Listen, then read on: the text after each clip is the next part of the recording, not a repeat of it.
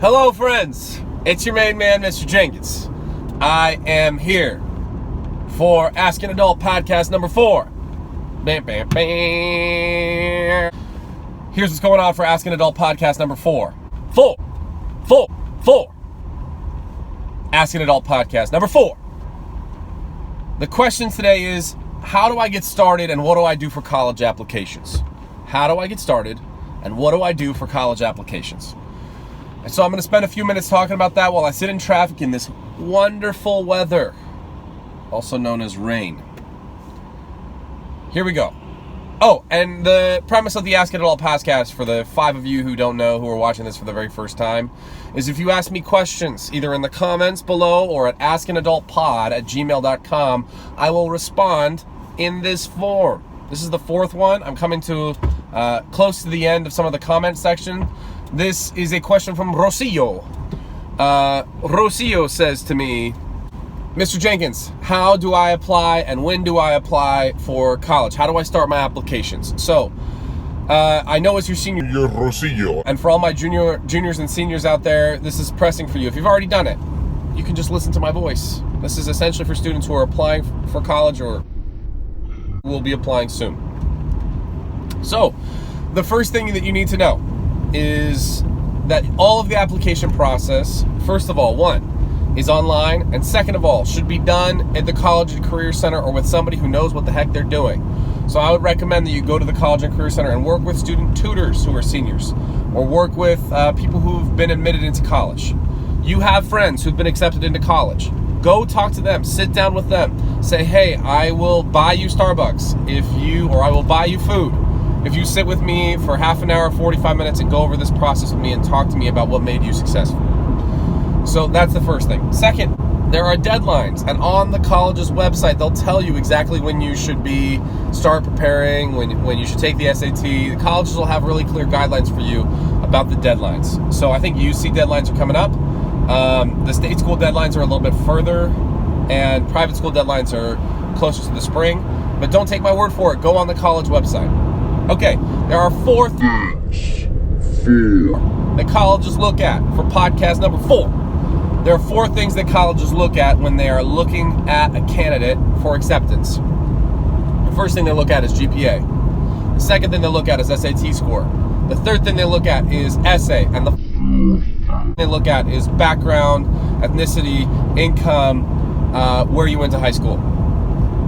So, the last 2 should be cake for everyone who is listening to this right now. If you are Latino, Latina, or identify as a person of color, if you are from a low-income family and you're a first-generation student, those are all in your favor when it comes to college. Colleges really want diverse campuses, and most college campuses are Asian and Caucasian, white American.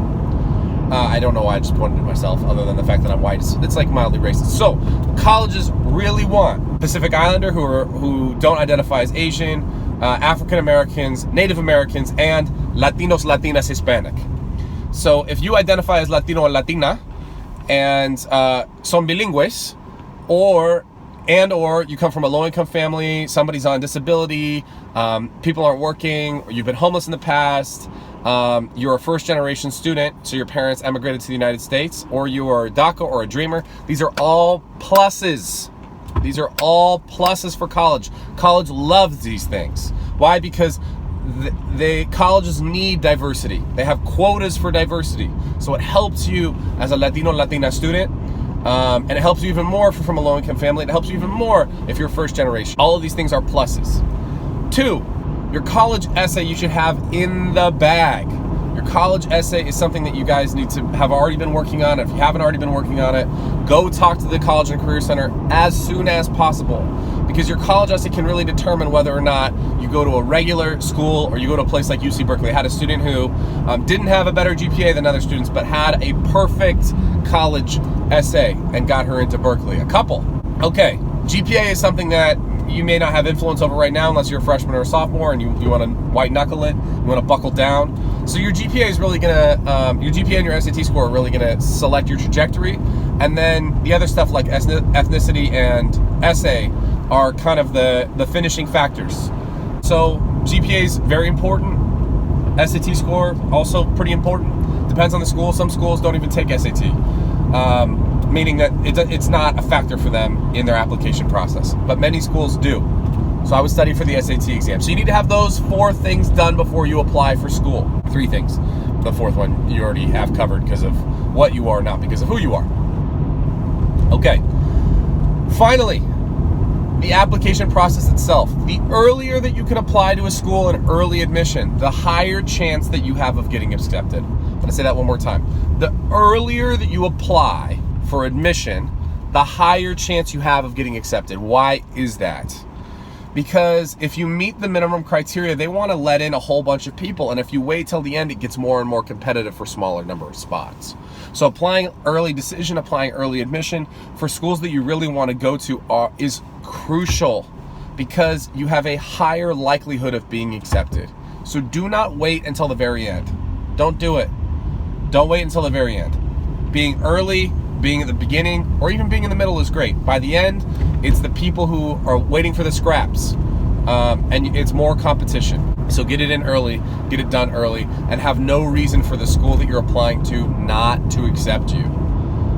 Another thing that I would recommend is that you use a website called Prep Scholar. It lets you put in your statistics, and it gives you a likelihood of how the percentage chance of you getting accepted to that school. Now, I have had students that had 3% chances of getting into schools, and they still got accepted. And I've had students have had 80% chances of getting into a school, and they don't get accepted. So it's mostly based on SAT score and on GPA. And so it's those kind of finishing touches that really, when I say finishing touches, I mean essay and background, that are the things that could push you over or not push you over. Sometimes it happens, sometimes it doesn't. Finally, I'm a huge proponent of you going to 4-year school. I'm a huge proponent of it. But, however, if you know you can go and be successful at community college is really the scholarship that you can give yourself. Community college is the scholarship that you can give yourself. I wouldn't recommend going to community college. Why? Because the transfer rates are abysmally low. For the number of people who start, I think the transfer rate out of Rio Hondo is 7% make it to a 4-year school. So if you start at a 4-year school, the chance of you staying there is 100% if you decide to stick it out. But if you start at Rio Hondo and the chance of you making it to a 4-year school, it is 7%. So what does that mean? It means if you have a class of 20 people, it's you and maybe one other person who are making it out, and everybody else doesn't finish or doesn't go to 4-year. Maybe they're only in it for a 2-year degree, fine. Maybe they only need to get a certificate, so be it. But the number of people who start at Rio Hondo and make it to a 4-year school, I believe, is 7%. So you really have to know that you're great, and you have to believe in yourself and your abilities if you're gonna go to community college. Because there are so many people who start and just don't finish. Or it takes them more than 6 years to finish what would regularly take students 2 years. Another thing to consider, there are a lot of people who have trade skills, who never go to college, or who just get a certificate and make more money than people who go to college for 8 years. I met a locksmith recently who makes more money as a locksmith than he did working in marketing and advertising in downtown. People who run their own air conditioning companies, people who clean air conditioning ducts, people who do roofing, make bank. People who work construction make bank. And to swing a hammer or to work a nail gun, you do not need a college degree. So, if you want to run your own business, or if you want to work in food service, you do not need a college degree. If you want to be a masseuse, you just need a certificate. If you want to be a hairdresser, you just need a certificate. If you want to be a flight attendant, you just need to go to a few weeks of flight school. The world is your oyster, and you don't have to do college to be successful at it. However, college on the whole is where people make more money. College graduates on the whole make more money than other graduates. So I would still highly recommend college for most of you, but for some of you, that is not your key to financial success and freedom. If you have more questions, I'm happy to help you. Apply early, apply often, get a fee waiver, go talk to the College and Career Center. I miss you all. I hope you are well. Don't do anything I wouldn't do. Make good choices. Take it easy. See you next week. Ask an Adult Podcast.